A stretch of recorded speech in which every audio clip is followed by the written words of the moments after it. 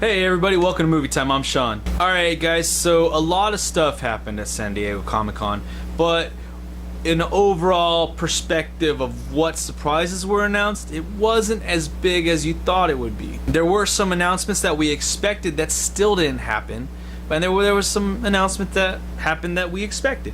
So to finish off what I started last week, Marvel did release the last bit of the image right here over my shoulder. It looks pretty awesome. It gives you a sense maybe of what the scale of Age of Ultron is gonna be. There's hundreds and hundreds of little Ultron bots right there fighting the Avengers, so pretty interesting. They also tease you in this picture in the top, let's just say right up there, right there in the top corner, you can see Vision floating above the Ultron bots. It's hard to tell what he's doing, whether he's controlling them or if he's fighting them. I believe he's fighting them, but you know, it's pretty awesome. So I'm pretty excited about that. I'm pretty happy they did that. They also released a bunch of other images. One of the other images that I'm really happy about was the Ant-Man poster. This was really cool. It looks really interesting. They also announced a casting for Ant-Man. Evangeline Lilly will be playing Hope Van Dyne. In the comics, Hope Van Dyne is actually known as Hope Pym. She's the daughter of Janet Van Dyne and Hank Pym. In the comics, she's also known as the Red Queen, and she actually has a twin brother. That's the comic books. They're taking some artistic liberties in this sense, and they are going to be having her in this under the name of Hope Van Dyne. And I'm hoping that in this they'll maybe be giving her a bit of a positive vibe. In the comics, she's known for wanting to assassinate the Avengers, and she's a villain. Maybe they'll be able to give her a Wasp-like persona and maybe have her fill that role in the Avengers in the upcoming movies. Many more images were released as well. An Ultron baddie that has been destroyed. They have him on a pedestal, and it looks like he's built originally with some of the armor from Tony Stark's Iron Man suits, but he's and it says Avengers right here, but he must have gotten turned by Ultron, so they have that on a pedestal over there at Comic-Con. They released some image of that. You also had the electric Harley Davidson bike. The Harley Davidson has a contract that was renewed with Marvel, so that's going to be pretty cool. Black Widow will be driving it in the film. And the biggest picture, I thought, the biggest thing that they had at San Diego Comic-Con, and I saw a picture of this, was Captain America's shield being broken. So, wow, that's just pretty crazy. I mean, if Ultron gets to his highest form with vibranium and adamantium being mixed in to form his shell, I mean, he can break Captain America's shield, I'm sure. I mean, Captain America's shield, vibranium is supposed to divert energy and all that, but if Ultron's made out of adamantium and vibranium, I mean, then something can happen. So pretty interesting. It's a tease of Captain America possibly dying. I don't know.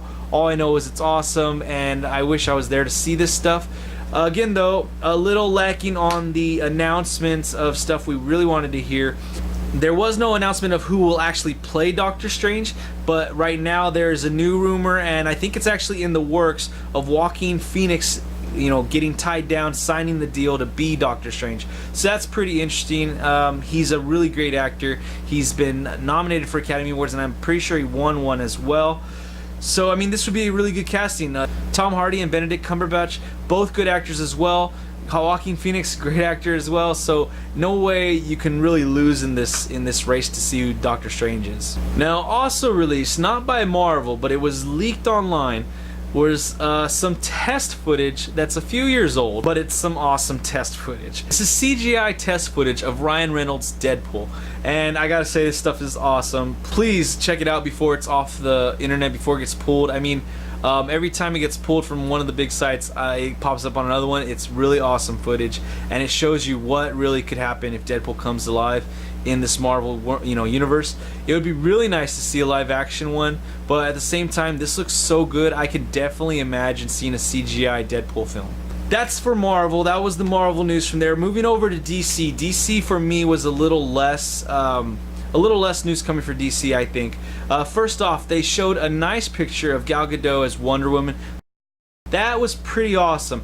I actually really like what she looks like in this film, her costume, her outfit, because in this this film, this universe, this matches what's going on already. So I like that a lot. DC also released a new image of Batfleck, well, otherwise known as Ben Affleck's Batman. It's a really nice fit. You got the cowl, you got the stare down, and it looks pretty cool. But for me, the biggest news that came out of DC, and I was actually able to see this, is the Batman vs Superman Dawn of Justice footage, I guess. I don't know if it's going to be from the movie. They said it's not ever going to be released, but it got leaked, and so it's out there on the internet. I'll try to provide a link. To me, this doesn't really constitute like leaking a movie. This is test footage from Comic-Con, so I definitely have a different perspective on this type of footage. I got a chance to see it, and it looks pretty interesting. People go crazy for this stuff. I think it's more so because of the fact that that those two are on screen together. For me, it looked nice, it looked gritty, it looked cool, but it wasn't mind-blowing. There was nothing happening really in it. Superman was flying in the sky. The bat sign was, you know, shining bright. Superman's flying in it. His eyes start glowing red, and Superman, he's wearing like armor from the Dark Knight comic book, and his eyes are glowing white. And now, to me, with the quality of the video I saw this on, it, like I said, to me, they're just one's here, different perspectives.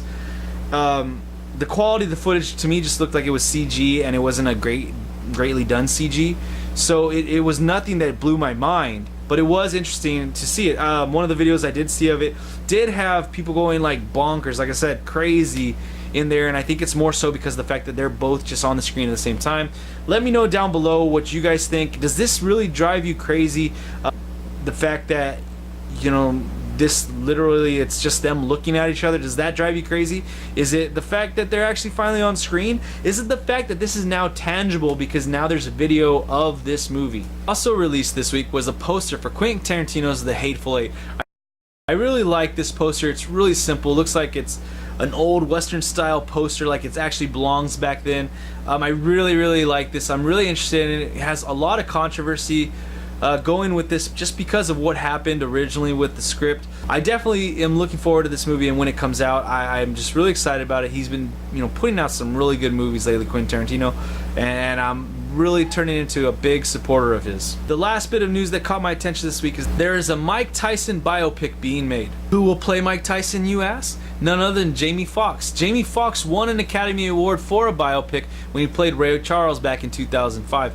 So this is a pretty interesting choice. He has played a few athletes in his career in acting. He has become a really solid actor from his days doing the Jamie Foxx show, and this is a pretty good role for him. I think that this could be another kind of Oscar bait right there. This could be another movie where he gets to show his depth and variety and like his range as an actor, because Mike Tyson has so many different like ups and downs throughout his career and his life. So it's going to be a very interesting movie. I'm definitely interested in this. Alright guys, so this is the part we've all been waiting for. Again, San Diego Comic-Con was this week, and a lot of trailers were released. So to list off those trailers, let's go. Mad Max Fury Road, Hot Tub Time Machine 2, The Hobbit, The Battle of Five Armies, Sin City, A Dame to Kill For, Mockingjay Part 1, Interstellar, Night at the Museum, Secret of the Tomb. Alright, so let's start off with Mad Max Fury Road. Mad Max Fury Road, it looks awesome. This movie was filmed about 2 years ago.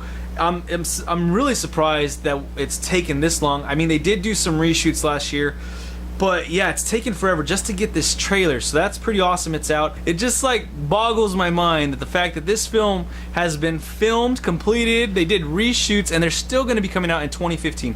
I don't understand that. It's coming out like a whole like 10 months from now, so I really don't understand that. I don't know. I don't know. There's been a lot of stuff going on with this film. So either way, this trailer like really just psychs me up for this flick. I cannot wait until this one hits theaters. Second movie trailer that really caught my eye, and this was the Red Band trailer, and it really surprised me. It was Hot Tub Time Machine, and it was actually on YouTube, and in the trailer they show some TNA. Now, I mean, I don't know. Check it out for yourselves. Let me know what you guys think. Really funny looking movie. I love the first one, and I'm really excited to see this one. The Hobbit, Battle of Five Armies. That movie, it's only getting better. The first Hobbit was a pretty good film. The second Hobbit, Desolation of Smaug, picked it up a notch. This one looks like it's gonna pick it up an even bigger notch. I'm just really excited about this movie as well. You know, the movie, I don't read the comics, so I don't know much about the story behind this, but it looks like a SimCity movie. It looks like it has all the characters in there you want to see. It has some sexy ladies in there. So, I mean, this is probably going to be a nice draw at the box office, but I don't really know what to look at in this trailer. The Hunger Games Mockingjay Part 1 trailer, this was just a teaser, so it doesn't show you too much, but it does start to show you what's going on with the rebels and the quality of life and everything like that, and just it starts to show you what's really happening, showing you Katniss finally accepting her role as that person that is the person that everybody looks to. So that's interesting. Interstellar, the trailer, it wasn't accessible at first from the website. You go to their website, you have to answer a question. Now it said it as a password and things like that. And I got a hint from the Interstellar's Facebook, and it says Neil Armstrong. So I was like, is it Buzz Aldrin? Is it Moon? Is it 1969? I started getting closer when I started going that way, and eventually I figured it was July 20th, 1969, and that turned out to be the password. I looked at the trailer. It tells you a lot more about what this movie's about. And this movie, I gotta say, looks beautiful and looks very interesting. It's a sci-fi flick where we actually get to go as humans to another place in like almost like it's a real life setting. Like you're not doing some Star Wars make-believe fantasy fiction stuff. It's actual like setting this Earth, but we're going out into deep space trying to find a new place to live. So I really love that because it makes it more believable. So I'm really looking forward to Interstellar. And then the last two trailers were Night at the Museum, Secret of the Tomb, and Maze Runner. I've watched both of the previous Night at the Museum movies, and I've enjoyed them to some extent. I definitely like certain characters in them.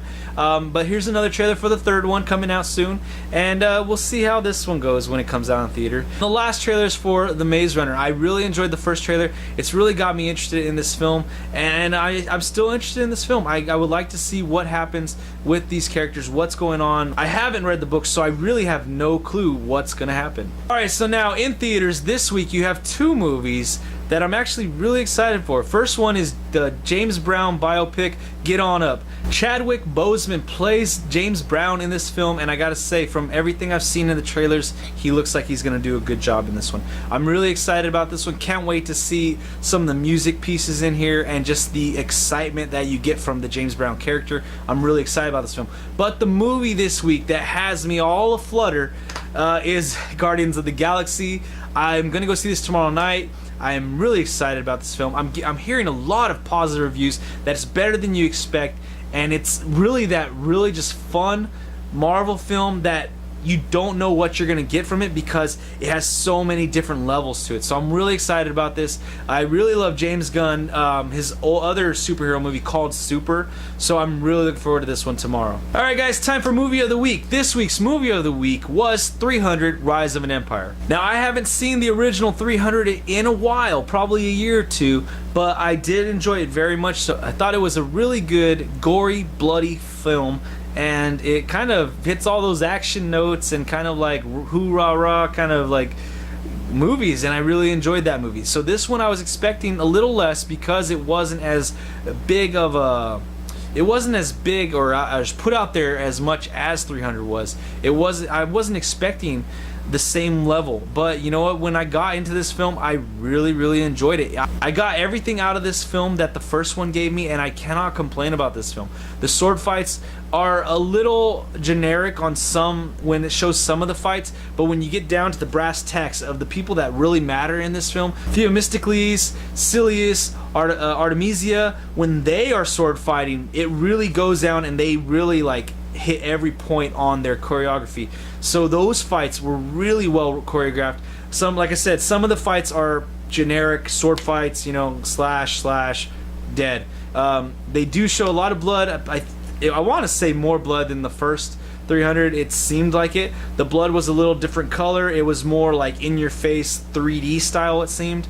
But again, I can't complain about this movie. You have everything the first 300 gave you. It gives you a badass protagonist. It gives you a really good antagonist in Eva Green. She does a great job playing this antagonist, and you know what, like, usually I don't believe females in these type of roles, but in her role of this character, I kind of believed it. Like, the fact that some of these guys bowed down to her and did what she commanded, I believed it because she would kill them if they didn't. Also, she's a beautiful woman, and there's a pretty interesting sex scene in there that you're gonna have to see for yourself, and it's just pretty interesting. It's yeah, it's pretty interesting. So overall though, guys, I would definitely recommend this movie to everybody out there except for the kids. It is rated R. There's lots of blood, there's lots of T and A. Well, not a lot, but there's a couple T's and a couple A's. And it's just it's a good movie. I definitely think if you want to see a movie like 300, if you definitely enjoyed 300, go check this movie out. It's in Redbox right now. You will definitely have a good time with this movie. Alright guys, that's it for Movie Time this week. Remember to click the like, share, subscribe buttons down below. Leave your comments, questions, inquiries, and suggestions for Movie of the Weeks in the comments sections. Let's have a great conversation this week. We'll see you next time.